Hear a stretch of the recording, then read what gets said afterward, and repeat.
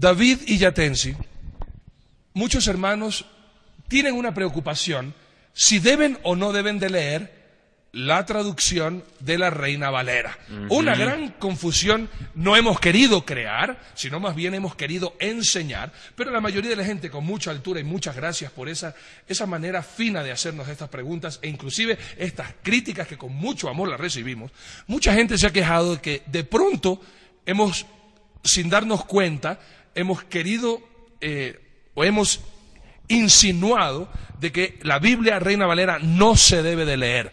¿Es eso lo que hemos querido hacer nosotros? Nunca. ¿Que cojan la Biblia Reina Valera y la echen a la basura? Nunca, de ninguna manera. Lo que nosotros hemos dicho, y es lo que yo siempre he predicado, Arturo, la Biblia no es para leer, para eso cómprese un periódico, pues, o cómprese Caperucita Roja. La Biblia es para escudriñar, y escudriñar una sola versión, más aún no siendo el idioma original, obliga a consultar distintas traducciones. Mire, este momento aquí que estamos predicando, 3 versiones, 4 diferentes versiones de Biblia, Arturo. Sí, tenemos. ¿Por qué? Porque la Biblia es para cuando tú no tienes un idioma original, qué mejor que hacer una comparación. Lo que nosotros estamos es incentivando el estudio, incentivando que los hermanos en la iglesia pues puedan comparar traducciones y extraer el jugo, la sustancia de la verdad, de la esencia de la palabra de Dios. En ningún momento se ha dicho que la Reina Valera no sirve. Lo que se ha dicho, y Atensi lo explicará con más detalle, es la posición sobre sus traducciones. Ahora, voy a poner un ejemplo con el tema de la sexualidad. A veces los padres de familia no quieren tocar temas que son muy complicados, y peor tocarlo ante los hijos, y uno de ellos es la sexualidad. Los papás prefieren no hablar de sexualidad ante un niño de 8, 9 o 10 años, pero si no lo hace, lo van a hacer otras personas no indicadas. El niño va a aprender sexualidad en la escuela, con amigos o con personas no indicadas. O con malas experiencias. O con malas experiencias. Entonces, es mejor que los padres le hablen de la sexualidad, que son las personas autorizadas. Lo mismo pasa. Ahora con la información globalizada por el Internet, ya todo mundo se da cuenta que las versiones que están al castellano o al español son meras versiones, y que existen papiros que se han perdido, que son los originales y que hay copia. O sea, ya sabemos a saciedad de que no hay originales, de que son versiones, que hay problemas de traducción. Y también muchos programas en la televisión como Discovery que enseñan esto. Y también en Internet. O sea, es una verdad. La gente de ahorita está mucho más actualizada que hace 20, 40, 80, 100 años, 200, 500. Entonces, por lo menos, mire, a mí muchas personas me preguntan, me dicen, Yatensi, ¿cuál es la mejor versión? No porque lo hayamos dicho nosotros, sino porque ellos ya se imaginan que esto es una mera traducción. Es mejor que lo digamos nosotros, como una forma de dar algunas ideas de cómo seleccionar la mejor versión. Y es una gran verdad por sentido común. Si yo tengo una traducción, la traducción es una traducción que está sujeta a algunos malos cálculos de traducción. El único mensaje que no tiene error es cuando uno va al original. Entonces, yo creo que es algo que la gente ya sabe por sentido común, que la Reina Valera o la NBI o la Jerusalén de los católicos o la latinoamericana de los católicos o la lengua actual de nosotros los evangélicos son meras versiones. ¿Cuál sería lo mejor? Usar varias versiones sobre un mismo tema. Claro. Eso es sabiduría. Y eso es lo que queremos incentivar. Al estudio. No que usted deseche la Biblia, sino antes que más bien tome pasión por leer todas las versiones. Así usted va a tener un concepto claro. Y muchas gracias. Si usted de pronto no tiene ese conocimiento pleno de poder interpretar las Sagradas Escrituras, aquí lo vamos a aprender en este programa y nos puede llamar y nosotros con gusto le contestamos. Es que vos, Che, ahorita tocaste algo importante, interpretar. ¿Qué mejor forma que para interpretar la comparación?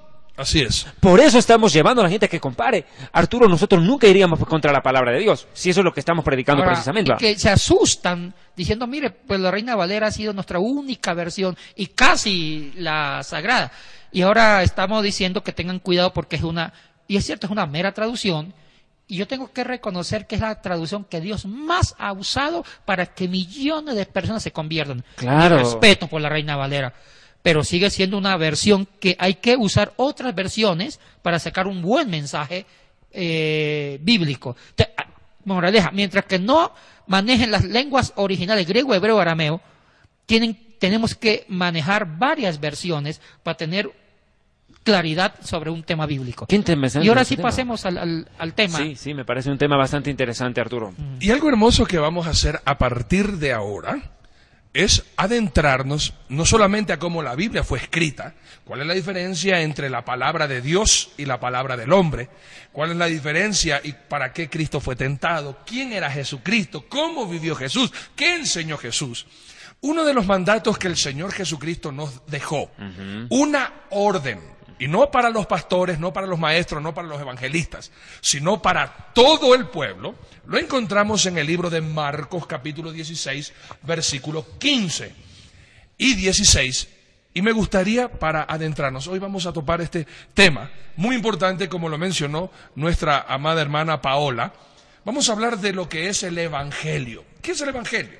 Vamos a ponernos en el contexto bíblico para poder entender lo que significa la palabra Evangelio. Dice la palabra de Dios, Marcos 16, 15 y 16, y les dijo: id por todo el mundo y predicad el Evangelio a toda criatura. El que creyere y fuere bautizado será salvo, mas el que no creyere será condenado. También la palabra de Dios en el libro de Gálatas, el apóstol Pablo, más indignado que los hijos del yugo, hace esta acotación. Gálatas capítulo 1, versículo 8. Mas si aún nosotros, o un ángel del cielo, os anunciare otro evangelio diferente del que os hemos anunciado, sea maldito por Dios. Anatema. Wow. Cuando a veces nosotros escuchamos David y Yatensi la palabra evangelio, los que somos cristianos inmediatamente viene a nuestra cabeza las buenas nuevas. ¿Cuáles son las buenas nuevas? Que Jesucristo, Dios, se hizo hombre, se negó a sí mismo, se desacomodó para venir a darnos la salvación, la vida eterna y salvarnos del infierno eterno. Que por eso nosotros alabamos y adoramos al Señor. Pero el Evangelio solamente es compartir una buena noticia de que Cristo nació, de que Cristo murió en la cruz, Cristo resucitó y Cristo nos ama y Cristo nos salvó de todos los pecados. ¿Es eso lo que conlleva el concepto de Evangelio, Yatensi y David? Bueno, es un buen tema que vamos a reflexionar hoy. Evangelio nos ha enseñado desde pequeñitos, cuando yo era niñito, recientemente, gracias a Dios. Y para ustedes, hace 40 añitos, sí, nomás. 43 añitos. Cuando yo era niño, me enseñaron que evangelio es dar las buenas nuevas. ¿Qué es el evangelio? Las buenas nuevas. Ahora que soy un cristiano pentecostal, evangélico y a mucha honra. Antes ex sacerdote católico, ¿sí? Que es bueno decirlo para la televisión, porque muchos me han preguntado, paréntesis, Yatensi Vanilla, ¿de cómo conoce tanto? Él fue sacerdote y teólogo. Jesuita. Sacerdote jesuita y teólogo católico. En el mundo, en la vida evangélica también enseñan el mismo contenido. Evangelio es buenas nuevas. Pero ¿será solamente eso? Es más que eso. Vamos a profundizar qué significa evangelio. Ahora, evangelio, y permítame definir etimológicamente el término en griego. La palabra evangelio viene del griego evangelion, es el sustantivo evangelio, y del verbo evangelizo, que se traduce literalmente evangelizar. Ahora, la palabra evangelion, traducida al español, es casi una transliteración, porque al español es evangelio. Pero evangelio en español es dar buenas nuevas. Yo estoy de acuerdo, eso significa. Pero en griego es más que eso. En griego, evangelion viene de dos raíces. La primera raíz es eu. Y la segunda raíz es angelizo. ¿Qué significa la primera raíz eu? Eu viene de un verbo griego que se llama eurisco. Eurisco, los griegos inventaron este verbo para decir he encontrado o encontrar la felicidad que ha transformado mi existencia. Es por eso que Arquímedes, David, grita con júbilo, eureka, eureka. ¿Por qué usó este verbo Arquímedes diciendo eureka? Porque significaba he encontrado la fórmula que tanto buscaba y lo que encontré ahora cambia mi existencia. Los griegos inventaron el verbo eurisco para decir encontrar una forma que transforme mi vida de desgracia en una vida agraciada, mi vida dolorosa en una vida de felicidad. O sea que eurisco es encontrar para transformar mi existencia. ¿Por qué? ¿Por qué los griegos inventaron este verbo que significa encontrar la forma para transformar mi vida? Porque los griegos, como buenos filósofos que eran, ellos habían filosofado sobre la vida. Ellos sabían que la vida era dolorosa, trágica, porque habían pestes, hambrunas, guerras, enfermedades, dolor, pobreza, tragedia y la peor de todas, la muerte. Entonces los griegos dijeron, no nos quedemos contemplando la miseria de la vida, tenemos que transformar la vida en algo más agradable. Y en el afán de buscar la transformación de la existencia, de transformar lo desagradable en agradable, de lo miserable en una bendición, usaron 3 símbolos, 3 imágenes en la antigua cultura griega. La primera imagen, usaron el vino. Para los griegos, ¿qué significaba el vino? Significaba transformación. ¿Por qué? Supongamos un hombre está triste porque lo abandonó su amada. Está con depresión. Se toma una botella de vino y el dolor se le va. Se siente fuerte. O sea que el vino para los griegos era signo de transformación. Cambiar la tristeza en alegría. Segunda figura, el sueño.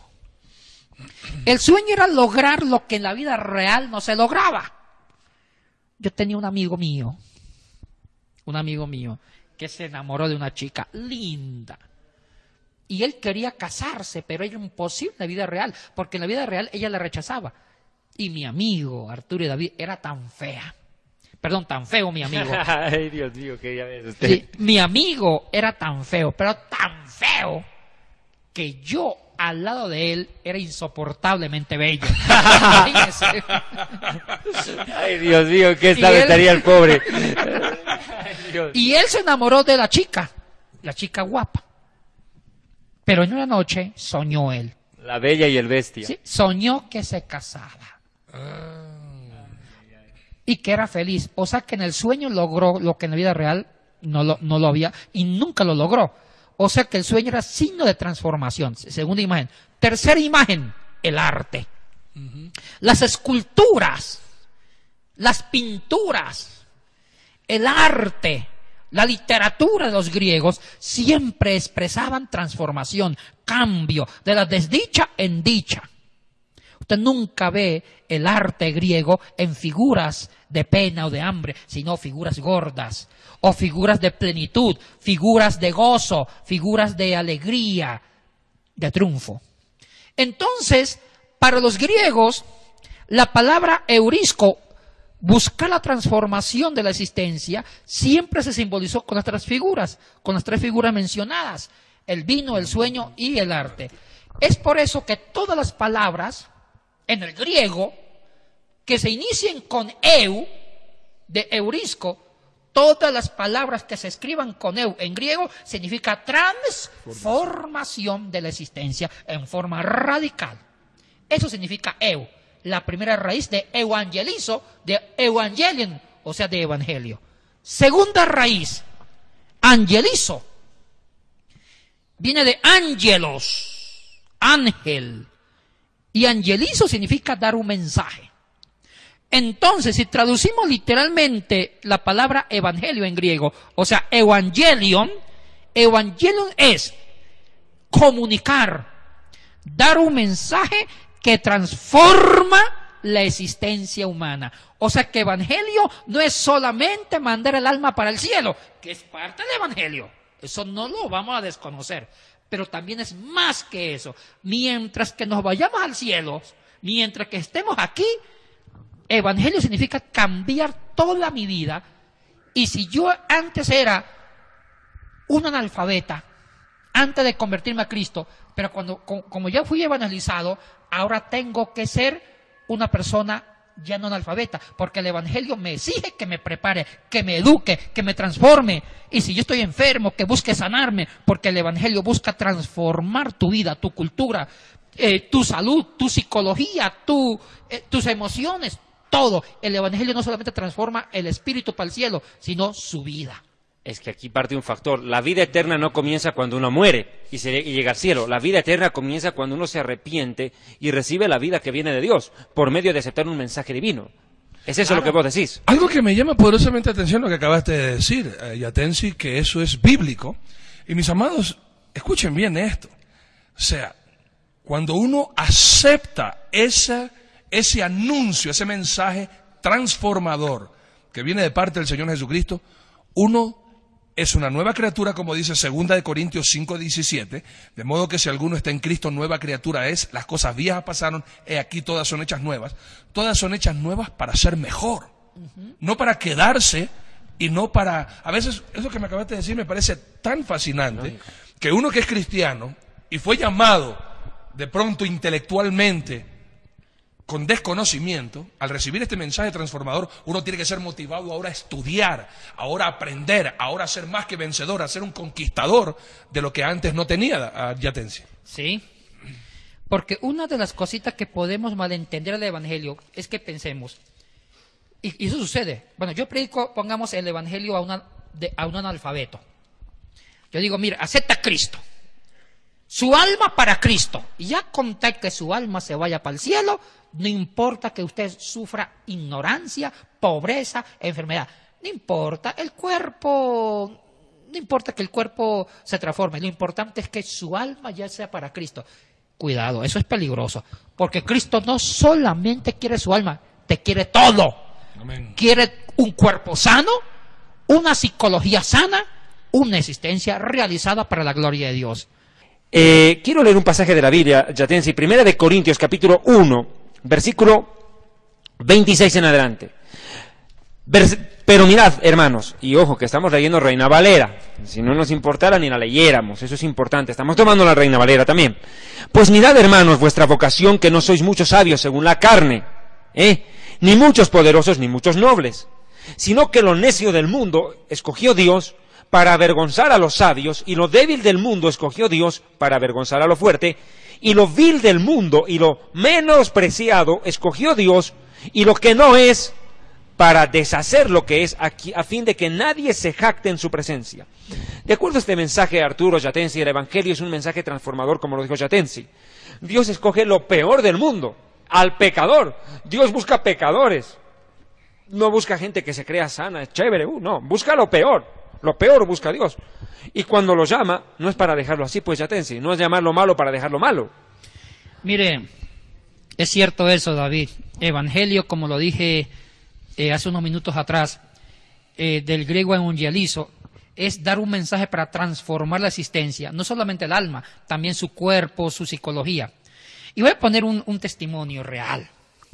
Hace unos años atrás, no pude ir a mi propia congregación, estaba un poquito medio delicado de salud, y me fui a una iglesia cercana de mi sector donde vivo,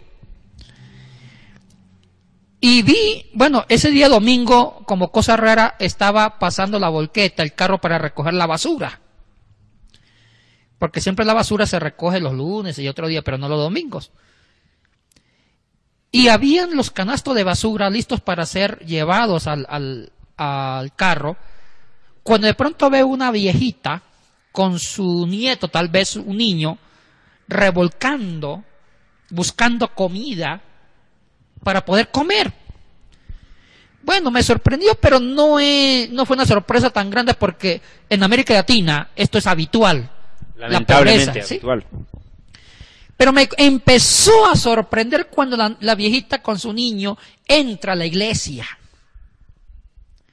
Bueno, dije, bueno, puede ser que es una mujer que entra a la iglesia para curiosear, para ver qué ve adentro, o para pedir plata o una limosna adentro.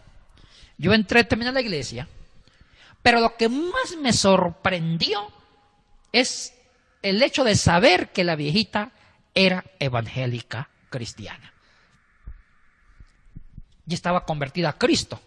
Y me hizo una pregunta. No entiendo, dije yo. Si ella ya es cristiana y ya fue evangelizada, yo creo que la evangelización le debió dar dignidad a ella, porque el evangelio crea dignidad, crea autoestima. Y ella ya debió tratarse como una persona, como una hija de Dios, y debió ya dejar sus antiguas costumbres y empezar a comer sanamente, porque ella debería saber que comer del basurero le puede traer enfermedades. Pero no, seguía comiendo del basurero. Mi pregunta es, ¿de qué le ha servido el evangelio? Porque el evangelio, aparte de mandar al alma para el cielo, te crea dignidad, te dignifica, te transforma, te da autoestima, te regenera. Usted busca buenas formas de vida. Y hay un texto que me encanta mucho, Arturo, si lo puede leer, en Romanos, capítulo 1, versículos 16 y 17. Tenga la bondad. Porque no me avergüenzo del evangelio, porque es poder de Dios para salvación a todo aquel que cree, al judío primeramente y también al griego, porque en el evangelio la justicia de Dios se revela por fe y para fe, como está escrito, mas el justo por la fe vivirá. Dice, el evangelio es poder de Dios, ¿para qué? Para salvación. Hagamos una pequeña exégesis de la palabra poder. Es poder de Dios, el evangelio es poder de Dios para salvación. ¿Qué significa poder? Poder viene de una palabra dunamis o dinamis, de ahí viene dinamita. Es una palabra que solamente se usa cuando el que da poder es Dios. En el griego hay dos palabras para decir poder. El uno es dunamis, que está relacionado a Dios, y el otro es energía. Energía es cuando el que ejecuta el poder es el hombre. Hay una palabra energía. Entonces, cuando el hombre da poder, se usa energía. Cuando Dios da poder, se usa dunamis o dinamis. O sea que el poder es una capacidad sobrenatural fuerte. Ahora dice, el evangelio es poder de Dios, ¿para qué? Para salvación. Salvación, ¿qué significa? Mire, en el griego salvación viene de soltería, la palabra, no voy a pensar en soltería, ¿sí? Pongamos la palabra solteriología, ¿sí? Salvación significa sanar el cuerpo, sanar el alma, y también significa vida eterna. En el griego, sanar y salvar es de la misma palabra. Igual que en el hebreo. Igual que en el hebreo. En español son dos términos diferentes. Sanar es diferente a salvar. En el griego, sanar y salvar viene del mismo término griego, que el verbo es sozo. Sozo, que es el verbo de solterios, sozo significa sanar para salvar. O sea, que la salvación, aparte de la vida eterna, consiste, mientras que yo viva en esta tierra, vivir condiciones de vida dignas. Si yo soy un cristiano evangelizado, ya empiezo a vivir la salvación por adelantado. ¿Cómo empiezo a vivir la salvación?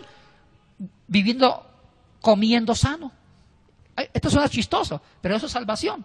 Si a mí me hace mal la carne de chancho, me hace mal el colesterol, me hace mal tal alimento, y sé que si lo como me va a poner en riesgo mi salud, y si lo hago estoy pecando.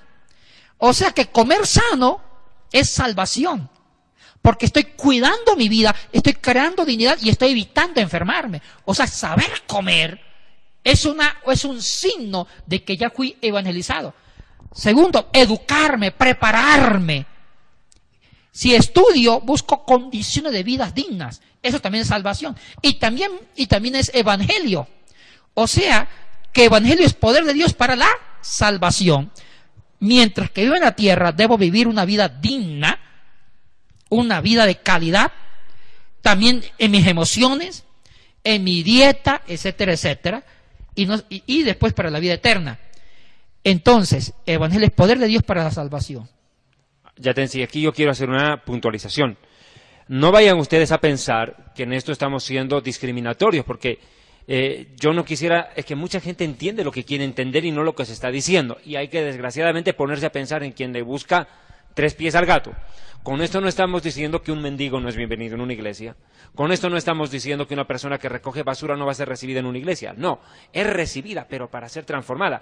Y la iglesia no puede discriminar a esas personas, porque de acuerdo a Santiago capítulo 2, versículo 1 en adelante, dice: hermanos míos, que vuestra fe en nuestro glorioso Señor Jesucristo sea sin acepción de personas, porque si en vuestra congregación entra un hombre con anillo de oro y ropa espléndida, y también entra un pobre con vestido andrajoso, y miran con agrado al que trae ropa espléndida, y le dicen: siéntate aquí, este es tu lugar, y al pobre le dice: vete a sentar atrás, échate, ponte en pie, vete allá. ¿Acaso no hacéis acepción de personas con vosotros mismos? Eso es pecado. Eso es pecado. Sí, y versículo, ¿no hacéis acaso distinciones entre ustedes mismos y venís a ser jueces con malos pensamientos? Hermanos míos, ¿acaso no ha elegido Dios a los pobres de este mundo para que sean ricos en la fe? Esto habría que explicar sobre los teólogos de la prosperidad, se ha olvidado de este versículo. Dice, mira, ha escogido Dios a los pobres de este mundo para que sean ricos en la fe y herederos del reino que les ha prometido a los que le aman. Sin embargo, Yatensi, aquí hablaste, y estamos hablando de eso, no estamos hablando de que no se debe de entrar a una iglesia una persona pobre. Aquí está Yatensi hablando de que esa persona no había aprendido la dignidad de comer de la basura, no de vivir de la basura, sino que todavía buscaba en los desechos, en los desperdicios, una alimentación. Y hablando de lo que decía Yatensi, que la salvación es algo integral, esa es la no es palabra. solamente algo eterno.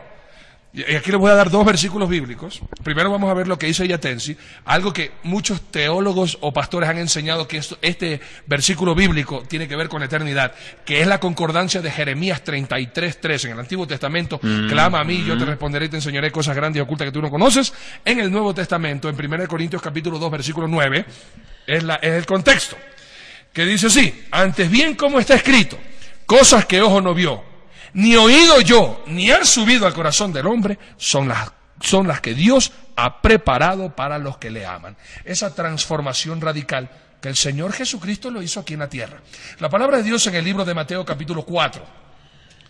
Vamos a ver lo que Yatensi nos enseñaba, y apunte esto todo, por favor, para que usted tenga bíblicamente demostrar. 4:23, Mateo 4:23 dice: y recorrió Jesús toda Galilea, enseñando en las sinagogas de ellos y predicando el evangelio del reino y sanando toda enfermedad y toda dolencia del pueblo. Eso es evangelio. Eso es lo hermoso, Yatensi, como tú bien habías dicho, es esa transformación que Cristo, estando aquí en la tierra, lo hizo transformando el presente de la persona y proyectándolo a un increíble, espectacular futuro, y posteriormente la eternidad. La salvación sana el cuerpo y el alma, eso quise decir, solo eso.